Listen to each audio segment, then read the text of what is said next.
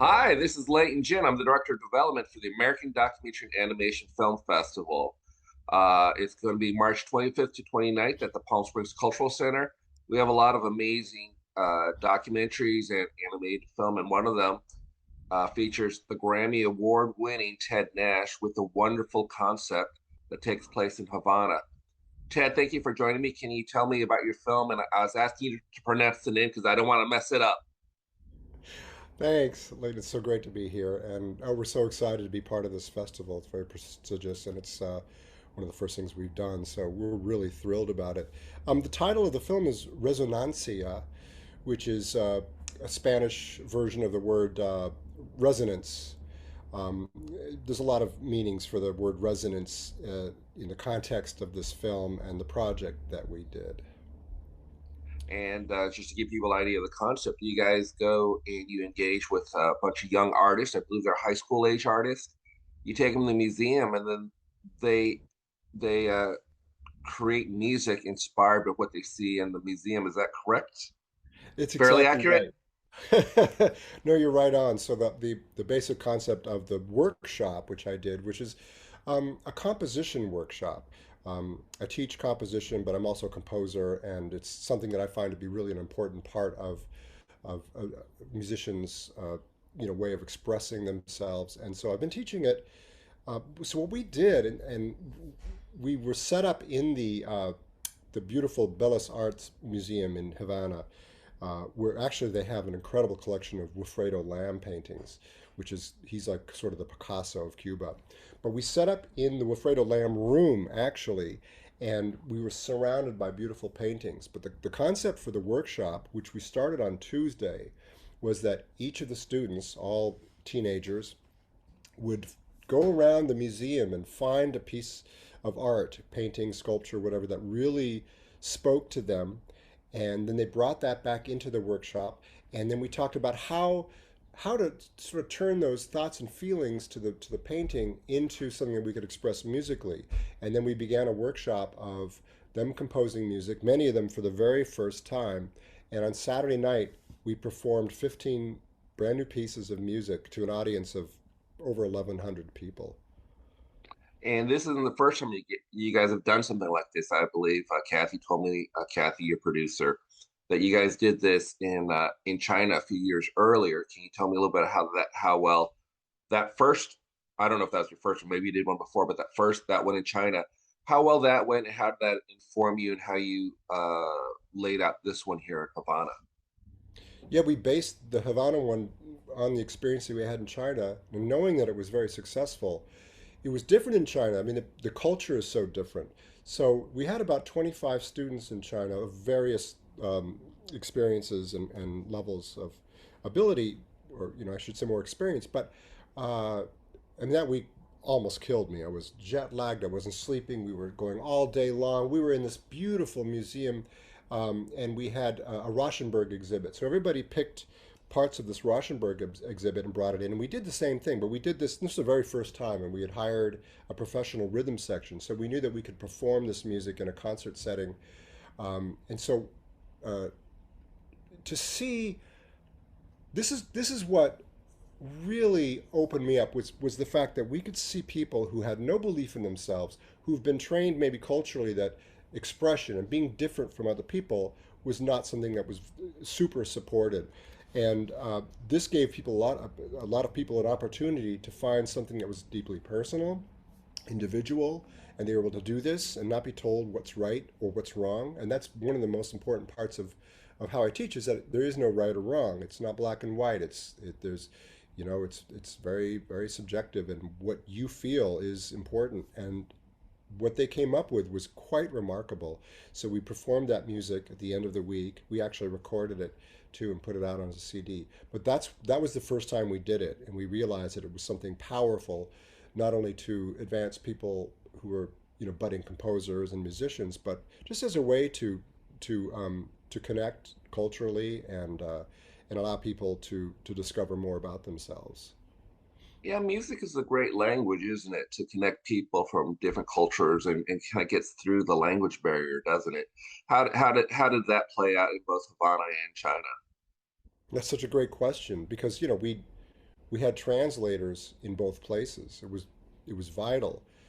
In China, most of them spoke a little bit of English, and fortunately, we had an American musician who also spoke fluent Mandarin, and he translated, and that made it possible. But you're right; it's like, and the same thing happened in Cuba. We had a translator, so every time I would say something, we had to wait for the translation. When they said something, I had to wait for the translation. So there was a little extra sort of time, element there, but it didn't stop people from being able to communicate. Like you said, music is such an amazing opportunity for people to communicate in different ways. And I felt like even though we had a barrier maybe with the language, it didn't really provide any kind of barrier that got in the way of this project.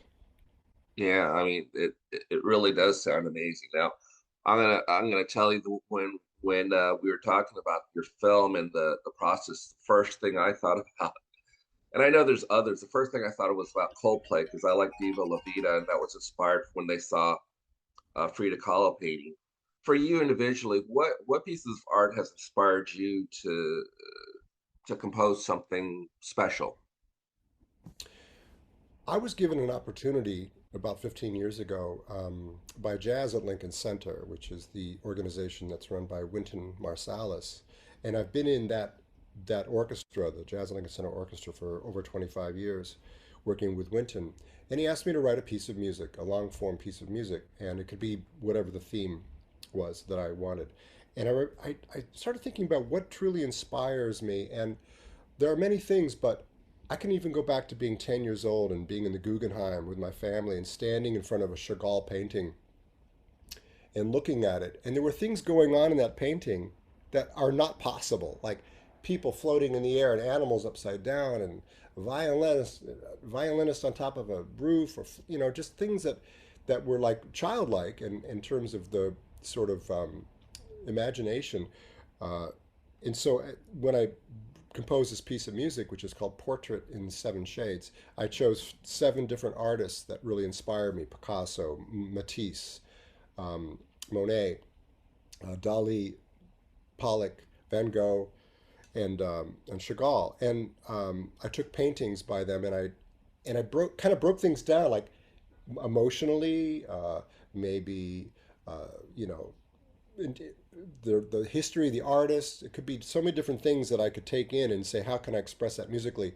And that was one of the most successful things that I felt I had done at that point. Like it it allowed me to be more myself than I think in any other way that I've been as a musician. And so that's why I sort of understood the importance and the power of using outside influence, especially things like that really trigger your imagination, and to use that as a tool for teaching. So uh, I continue to love art and go to museums and be inspired.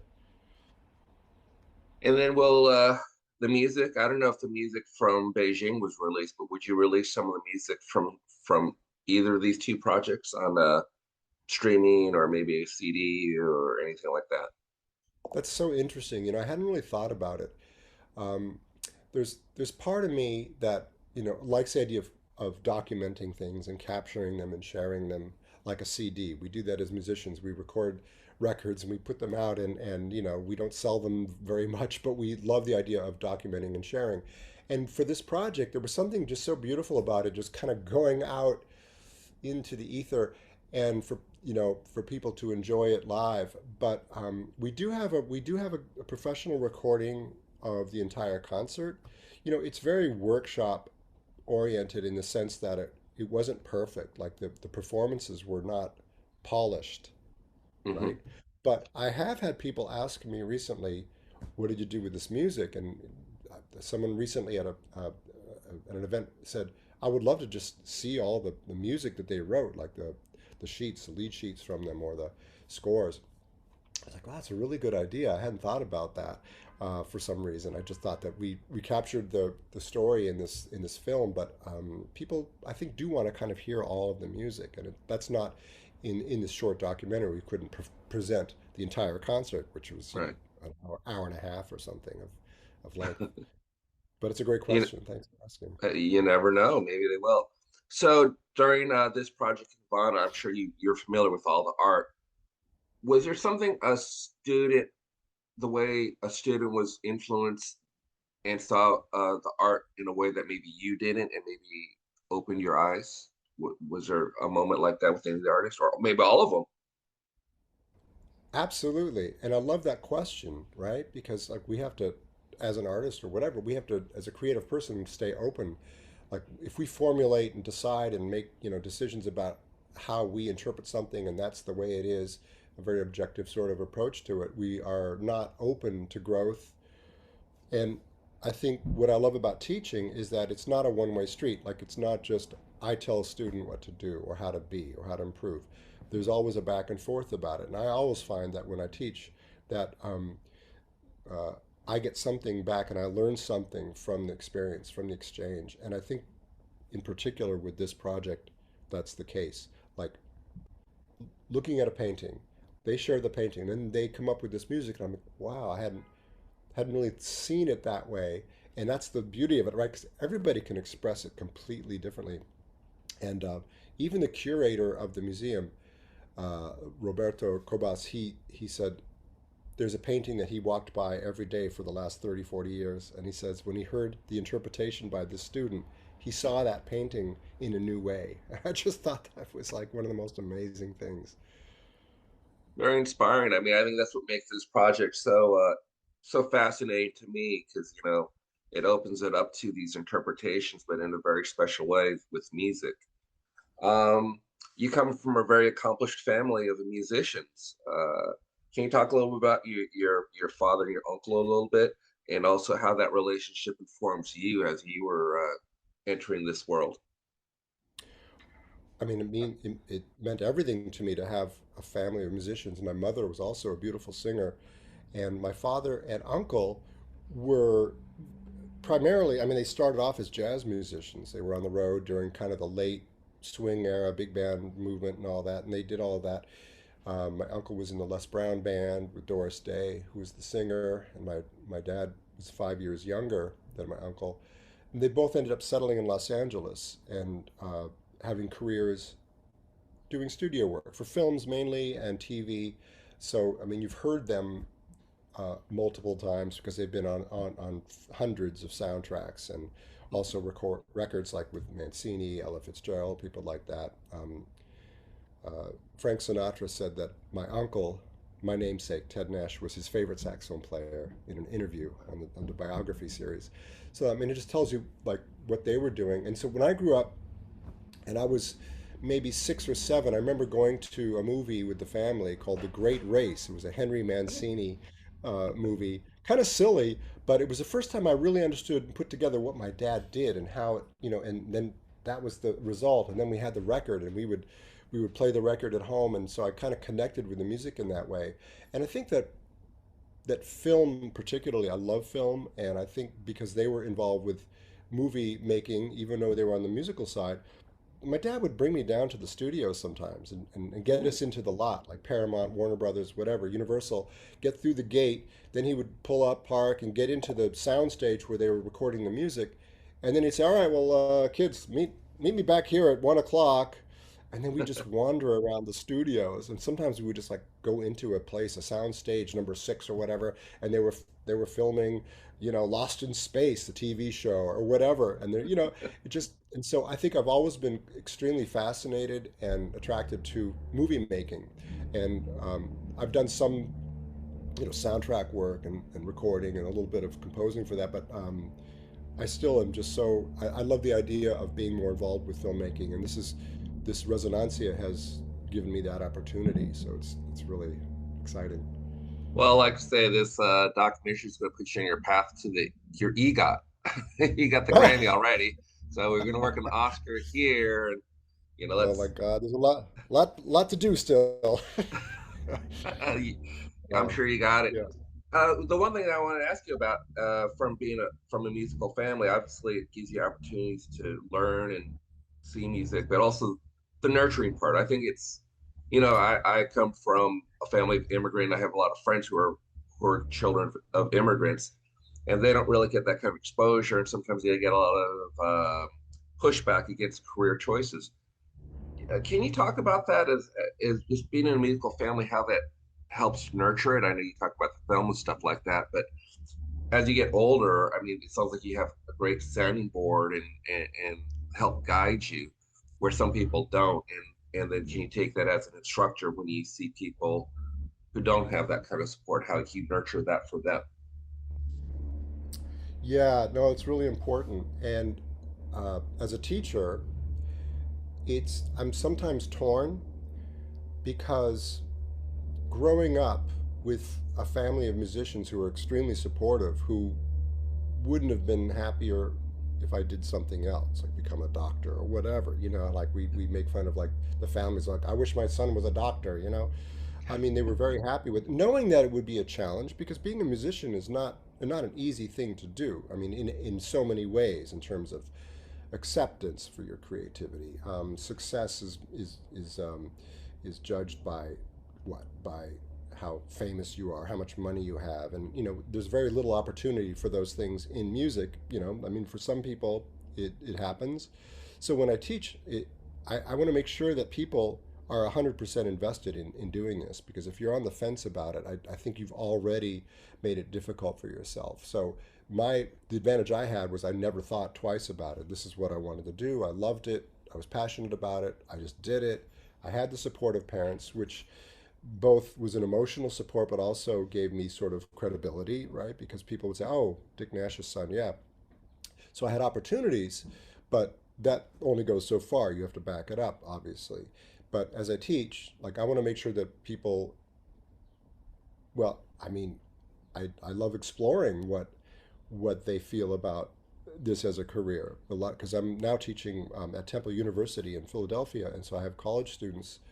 And by the time you get to college, and you're going to a music school, you're pretty committed to it. So, but I love the idea of working with younger students, like junior high age or whatever, and seeing how you can inspire them at a younger age to really pursue this and not just make it sort of like, oh, I'm in band once a week or whatever, but like really like how to explore this more because music, I mean, the arts in general are such a fantastic way to stimulate your curiosity. People who study music and art in school do better in other grades, so it obviously has such a great effect.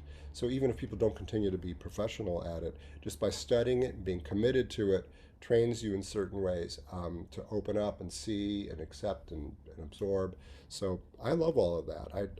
It's hard because I do want people to to get as much out of being a musician as I have had that opportunity, and I'm not sure it's if people everybody will. So I hope they do.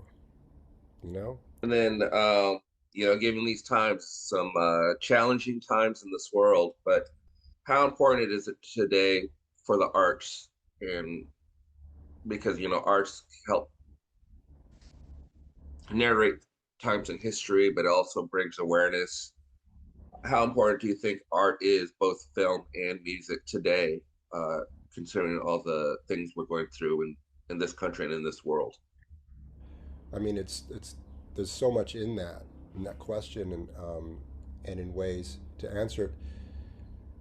So many people find their art form as a way to express how they feel about politics, about family, about a lot of issues. I mean, growing up with parents who were civil rights activists helped me to see different things, and I use my art also to explore those ideas. But I think, like we're talking about art as being such an important way to open up. I think just the like if we get rid of music and we get rid of film or we get rid of the arts or we start to close down museums because people don't want to spend the money, don't think it's important, they'd rather spend the money on AI or they'd rather spend the money doing things that are more business oriented, we will lose a lot of our soul. I mean, just as a collective group and as a country and as a race. I mean, just human race, right? I mean, I think that the arts is extremely important, not just as a like a like a luxury. It's not. It's more important and deeper than that. It's very necessary for us as people, to have a place that we can explore our imaginations and express ourselves and to enjoy and connect with other people. It's something that brings people together and opens us up. And so I think it's extremely important. It's not a secondary thing that like, oh, if we can get funding, it's but we'd rather fund this because it's more important. No, it's extremely important. I think just as much or more so than pretty much any other program. I mean, that's my feeling, but I'm an artist, so you know. I have something kind of similar. I come to this as a journalist. I'm just trying to help, using my journalistic career and stuff like that. What I like about the documentary film festival is I like to tell people with technology, people have accessibility to tell their stories just with their cell phones. And I like to tell people that everyone has a voice. We're here to give you a platform. And I kind of feel like that's what you're doing with your film is giving them a platform to express themselves and to communicate in a different way that will inform people. And that's what I appreciate about what you guys are doing. The way you Oh, do that with this film, I think it's going to be extraordinary. I'm looking forward to seeing it. I haven't seen it yet, so that means I good. didn't give any spoilers. I hope I didn't do any spoilers. No, no, Um, great. Thank you for everything you just said. Yeah. and I got one more thing to ask you. Your father and your uncle. Did they have a history in Palm Springs? Did they come out here? Because there's a lot of artists, and Frank had homes out here, and other artists. Do you know if they have any history in Palm Springs, or did you spend any time in Palm Springs? Not so much as a kid. Went out to we went out there at different times to do things, but it wasn't an important part necessarily of my upbringing. But I do know that my uncle, um, Frank Sinatra hired my uncle and his quartet to play at his parties and stuff. So I know that my uncle, yeah, used to be over at Frank's house and stuff. So there's such a strong connection there. But no, I'm excited to be there. I mean, I know it's such a growing community, and this festival is really really important. So I'm just really honored to be part of it. Well, Ted, I think that's going to do it for today. Thank you so much for taking the time to talk to me about your wonderful film. Please Thanks. pronounce it again for me. And I just don't want to mess up the title. Oh, that's great. Resonancia. Resonancia. So I encourage people to come and see that, come get inspired, and maybe it'll inspire you to create your own art just the way Ted has.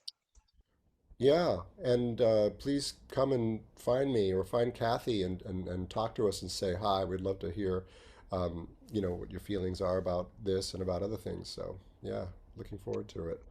And again, to remind everyone, the American Documentary Animation Film Festival, we call it AmDocs, is March 25th to 29th at the Palm Springs Cultural Center. Come in, get inspired, and meet wonderful people like Ted and Kathy. Ted, thank you so much for taking the time to speak with me, and we look forward to seeing you soon. Thanks, Layton. Thanks so much. Okay.